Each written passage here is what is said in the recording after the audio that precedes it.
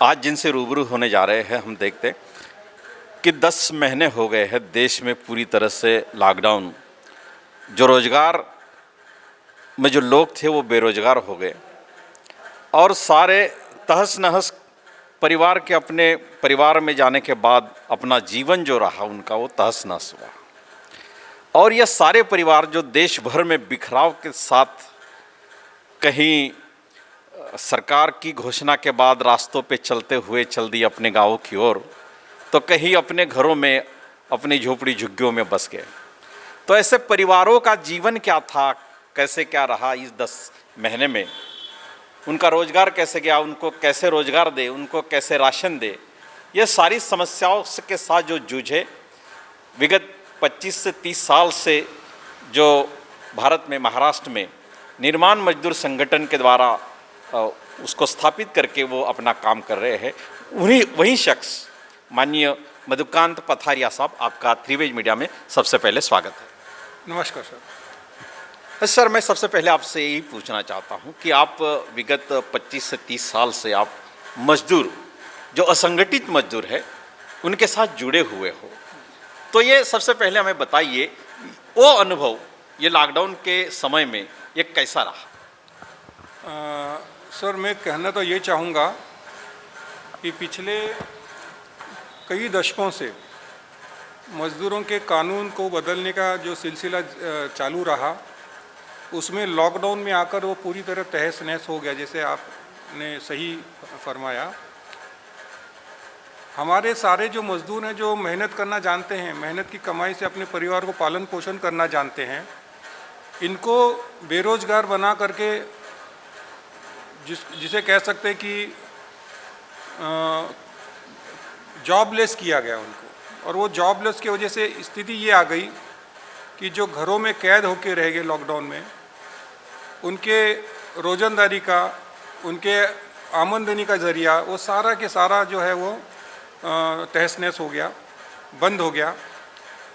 और लगभग सोचा ये जा रहा था कि 1 महीने में, 2 महीने में लॉकडाउन की स्थिति बदल जाएगी और जीवन जो है पूर्ववत हो सकेगा, लेकिन ऐसा हुआ नहीं। स्थिति और बदलती गई। स्थिति के अंदर रोग का प्रसार और बड़े पैमाने पर बढ़ता गया। तो जितना रोग का प्रसार बढ़ता गया उतनी ही मजदूरों की और किसानों की और आम जनता की जो है जीवन शैली है वो भी बिखराव में आ गई। और उसके वजह से महिलाओं के ऊपर ज़्यादा तनाव आ गया, मानसिक तनाव से गुजरना पड़ा हमारी महिलाओं को। उस वक्त उन्होंने यही कहा कि हम लोग तो कोई बाहर निकल नहीं पा रहा था। जितने लोगों ने मदद की उन सभी लोगों को हम तहे दिल से धन्यवाद देते हैं। काफ़ी लोगों ने मदद की। जो प्रवासी मजदूर थे हमने उनको भी मदद की। जो घरों में कैद हो गए थे ऐसे जो मजदूर हैं उनको भी हमने रसद पहुंचाने की कोशिश की। जो गारमेंट में काम करने वाले मजदूर थे, जो प्रवासी मजदूर थे, जो गारमेंट में अटक के रह गए, मालिक अपने घरों में अटका है और मजदूर अपने कारखाने में अटका है, तो ऐसे तमाम लोगों को हमने मदद की। लेकिन इसमें हम एक चीज़ से ज़्यादा रूबरू हुए, वो ये कि महिलाएं हमारे पास बहुत ज़्यादा संख्या के साथ आई और उन्होंने कहा कि राशन तो आप हमको दे रहे हैं, लेकिन ये राशन जो है हमारी 1-2 महीने के अंदर ये ख़त्म हो जाएगा। हम राशन लेकर के कितना दिन का गुजारा करेंगे, हमको तो काम कोई दे देगा तो बहुत अच्छा हो जाएगा। तो इंटरनेशनल लेबर ऑर्गेनाइजेशन जो ILO है, इन्होंने एक ऐसी बात के ऊपर जोर दिया कि भैया जो लॉकडाउन में परेशान महिलाएं हैं उनके लिए आपका क्या सोच है, आप क्या करना चाहते हैं। तो हमने कहा कि हम तो चाहते ये है कि उनको राशन ना मिले, बल्कि उनको राशन खरीदने की जो तीव्र इच्छा शक्ति है वो देने के लिए उनको रोज़गार, उसको प्रशिक्षण दिया जाए। और वो उसमें भी अगर महिलाओं को प्रशिक्षण दिया जाए तो वो ज़्यादा बेहतर होगा, क्योंकि महिलाएं पहले अपने घर के बारे में ज़्यादा जिम्मेदारी के साथ सोचती हैं। तो हमने ये प्रस्ताव उनके सामने रखा, ILO के सामने। और ILO के जो सीनियर थे उन्होंने हमसे कहा कि आप इसके बारे में एक छोटा सा प्रस्ताव हमें भेजें और वो प्रस्ताव के बाद में हम आपको बताएंगे क्या कर सकते हैं। तो लगभग ये सितंबर महीने से हम लोगों का चल रहा था। सितंबर महीना ख़त्म हो गया, अक्टूबर महीना ख़त्म हो गया और नवंबर महीने में हमारे जो ILO के साथी हैं उन्होंने ये कहा कि नहीं आपको ये करना ही है, आपके पास ये समय है और इतने लोगों के साथ आपको 150 लोगों के साथ आपको करना हो, आप कर सकते हैं। तो ऑलरेडी अपने संगठन काफ़ी सालों से थाने, मुंबई, रायगढ़ एरिया में काम कर रहा है और पूरे 12 डिस्ट्रिक्ट में महाराष्ट्र के उसमें काम कर रहा है। तो हमने ये चैलेंज स्वीकार लिया और साथ में ये भी सोचा कि नहीं, अगर ये चैलेंज है तो हमको लोगों के बीच में जाना पड़ेगा।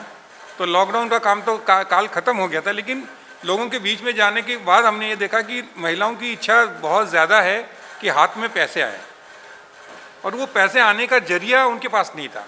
तो वो जरिए के लिए जो हमारे इंटरनेशनल लेबर ऑर्गेनाइजेशन के जो वाकर जी हैं, उन्होंने अनुराधा जी ने इस मामले के अंदर काफ़ी हमारी जो है वो हमें प्रोत्साहन दिया कि आप आगे बढ़ो और अगले साल के लिए 2021 में आप ये काम को अगर आप बेहतर तरीके से कर पाएँ तो हम आपकी जो काबिलियत है उसके ऊपर हमारा जो मत है वो बन पाएगा। तो उसके आधार पर हमने ये ट्रेनिंग शुरू की, 10 दिन की ट्रेनिंग की है। बिल्कुल सर। अभी आप खासतौर पे असंगठित मजदूरों के क्षेत्र में काम करते हैं। जी सर। असंगठित मजदूर एक ऐसा मजदूर है जो कभी गल्फ में अगर जाता है तो वही उसका हुनर बन जाता है, और यह असंगठित मजदूर यहाँ पे जो होता है उसका हुनर उसको पता नहीं होता।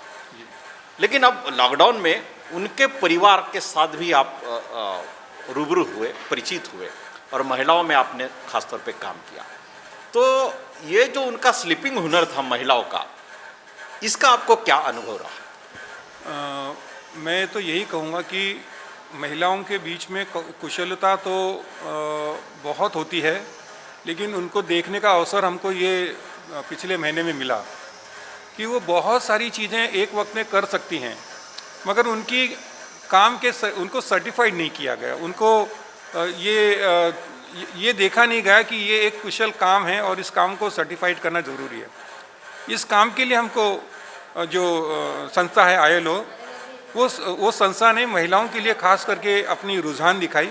उन्होंने कहा कि आप महिलाओं के साथ में कीजिएगा और ये अच्छा हो, इसके लिए आप पूरा कोशिश कीजिए कि इसको एक बढ़िया तरीके से हम जो है देश भर में हम इस चीज़ को दिखा सकें कि आपने लगभग 1-1.5 महीने के अंदर आपने इतना बढ़िया काम करके दिखाया। तो मैं इस चीज़ को ऐसे मानता हूँ कि महिलाएं बहुत काम कर रही हैं, लेकिन इनकी काम को कहीं आंका नहीं गया। तो हमने इनको सर्टिफिकेट तो दे दिया, जैसे हम आज आपने देखा कि हमारी महिलाओं ने भी काफ़ी इसमें बातें रखी, लेकिन सबसे इम्पॉर्टेंट बात था कि इनके काम को जो है ना लोगों ने आंका नहीं है। हम 2021 में इनको कुशलता का पारपत्र जिसे कहते हैं स्किल्ड पासपोर्ट देने की बात कर रहे हैं। और ये स्किल्ड पासपोर्ट इसलिए ज़रूरी होता है क्योंकि महिलाओं का जो सम्मान है, महिलाओं की जो आदर है, वो उनके रोजगार में, वो उनके कर्मों में, उनके कामों में दिखता है, लेकिन उसको माना नहीं जाता। तो ये एक तरीके का हम स्किल पासपोर्ट देने की बात जो है महिलाओं के साथ में कर रहे हैं।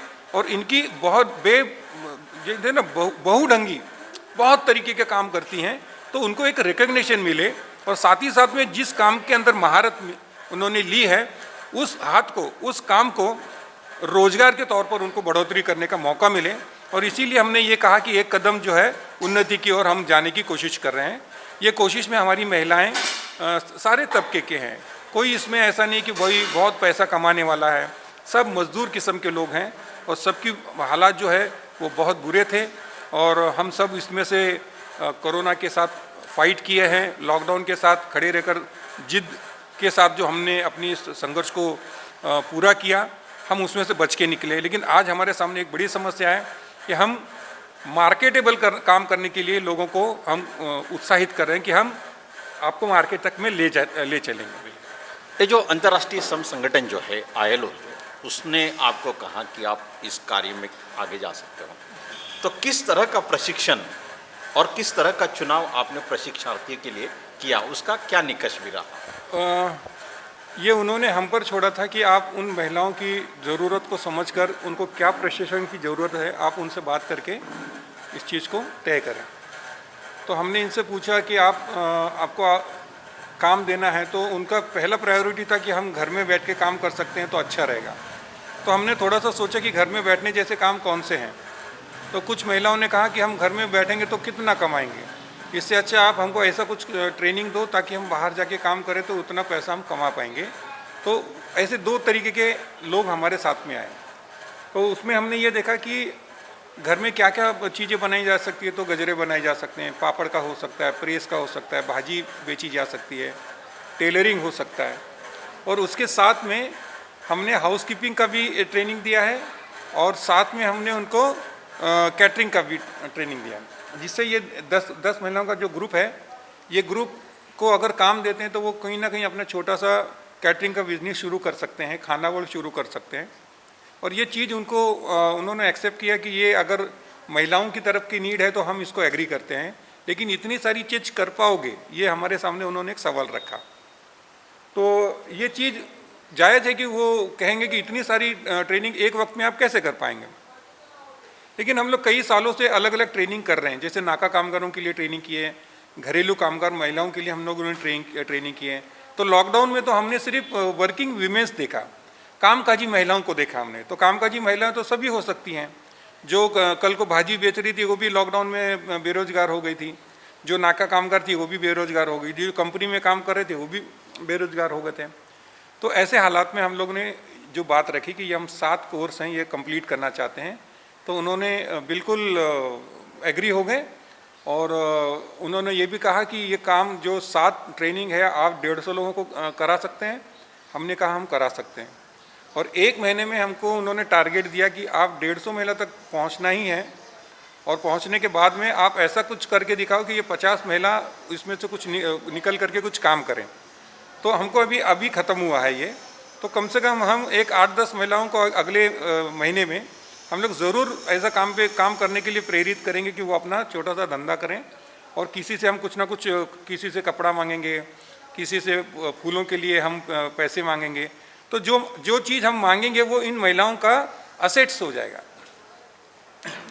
सर, ये बातें जो है कहने को बहुत आसान है कि प्रशिक्षण, तो आखिर में समझो पापड़ है, तो पापड़ उसका जो आटा है उसको गूंदना, कितना नमक डालना, कितने उबाल हुए पानी में उसको भिगोना, कितना पानी लेना, ये सारी तकनीकी और साइंटिफिक बातें हो जाती है। तो ये किसी न किसी रिसोर्स पर्सन के द्वारा ये ट्रेनिंग देनी होती है। तो ये रिसोर्स पर्सन का जो मसला है वो आपने कैसे हल किया? हमारे बहुत से ऐसे दोस्त हैं जो कैटरिंग लाइन में काम करते हैं, हाउसकीपिंग में काम करते हैं, भाजी के व्यवसाय में हैं, और बाकी का पापड़ के व्यवसाय में कुछ लोग हैं, जो बचत गट की महिलाएं हैं हमारी, वो पापड़ के व्यवसाय में जुड़ी हुई हैं।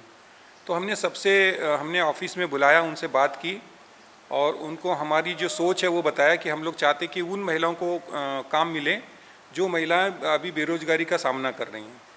तो उनको काम मिलाने के लिए अगर आप प्रशिक्षण के लिए तैयार हैं तो आप उनको, आपके थ्रू से ट्रेनिंग हो जाएगी तो बहुत अच्छा होगा।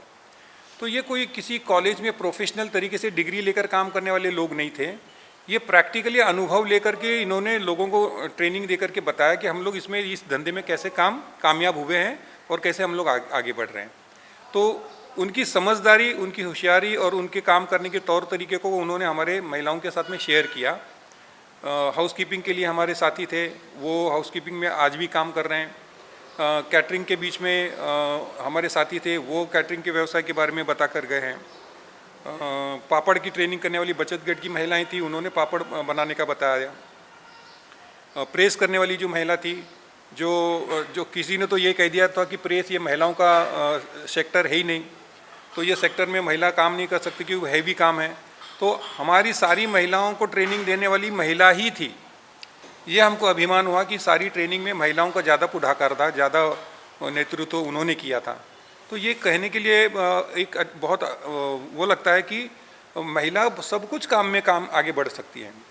तो उनमें ये जज्बा है कि उनको अगर मौका दिया जाए तो वो आसमां को भी छू सकती है। सर, ये जो आपने प्रशिक्षण दिया, इसमें इस तरह के काम है कि समझो अपन लॉन्ड्री या प्रेस की दुकान अगर कहीं बना दें तो अपने आप ग्राहक आ जाता है। लेकिन कुछ चीज़ें ऐसे, जैसे आपने हमें कुछ समय पहले महिलाओं ने जो बनाया है वो मास्क जो बनाया, तो कुछ चीज़ें ऐसी है उसके लिए मार्केटिंग बहुत ज़रूरत होती है। तो ये मार्केटिंग का जो समस्या होगी या रहेगी है या नहीं, अगर होगी तो उसको हल आप कैसा करोगे? इसमें इंटरनेशनल लेबर ऑर्गेनाइजेशन के तरफ से ही हमको कहा गया है कि आप लोग ट्रेनिंग तो दीजिए, बाद में मार्केटिंग के लिए आपको कहाँ भेजना है वो हम आपको गाइडेंस करेंगे क्योंकि पूरे देश भर की जो इंडस्ट्री है उनका लिस्ट हमारे पास में है। देश भर के जो उद्योग करने वाले लोग हैं, उद्योजक हैं, उन सब की लिस्ट हमारे पास में है। तो हम उनसे कहेंगे कि इन महिलाओं के लिए आप कोशिश करें कि आईएलओ ने इनको सपोर्ट किया है।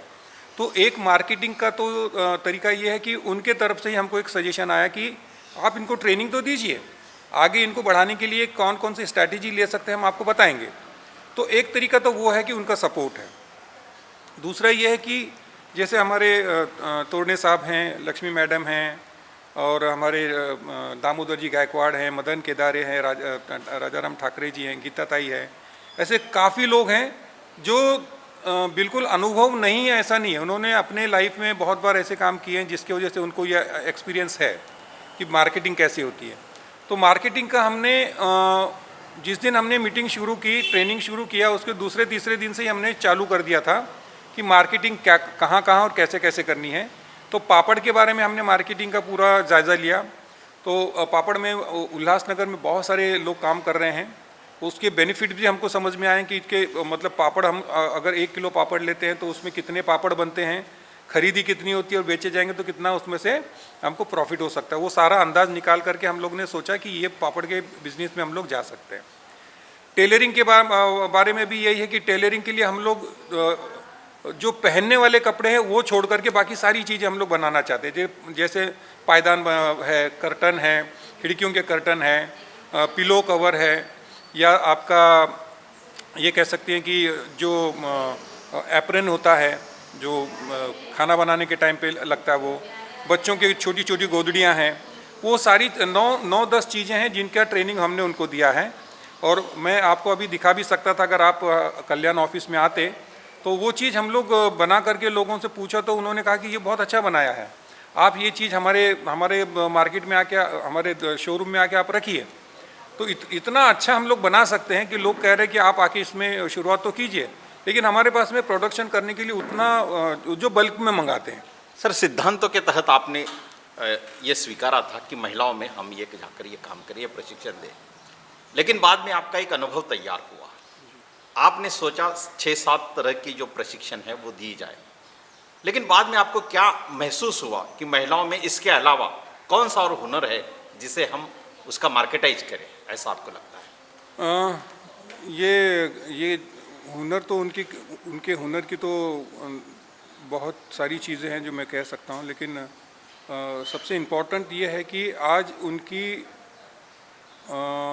जो कुशलता है वो मार्केटेबल कैसी हो, जो मार्केट की नीड है उसके साथ फुलफिल कैसी हो, वो सोच करके हमने ये बहुत ऐसे जो हमारी लेडीज़ कर सकती हैं, हमारी महिला कामकाजी महिला कर सकती है, वो यही जो 7 चीज़ें हैं वो हमको लग रहा था। और बहुत सारी ऐसी चीज़ें हैं जिसके अंदर हमारी महिला बहुत सारी चीज़ें कर भी सकती हैं, लेकिन कोशिश ये है कि हम इन महिलाओं के हुनर को बढ़ाने के लिए इनको स्किल्ड पासपोर्ट को हम कैसे ला सकते हैं। इनमें ये घर में काम करती हैं, लेकिन ये घर के काम को कोई किसी भी तरीके का कोई इनका पेड वर्क नहीं होता, ये अनपेड वर्क है। लेकिन अनपेड वर्क है, लेकिन रिकग्निशन तो कम से कम मिलना चाहिए। तो हम लोगों ने इनको सर्टिफाइड तो कर दिया, हमने पापड़ के सर्टिफिकेशन कर दिए, इस्त्री के कपड़े बनाने के सर्टिफिकेशन कर दिए, आपके टेलरिंग का कर दिया, कैटरिंग कर दिया, हाउसकीपिंग कर दिया, ये सर्टिफाइड तो हो गए।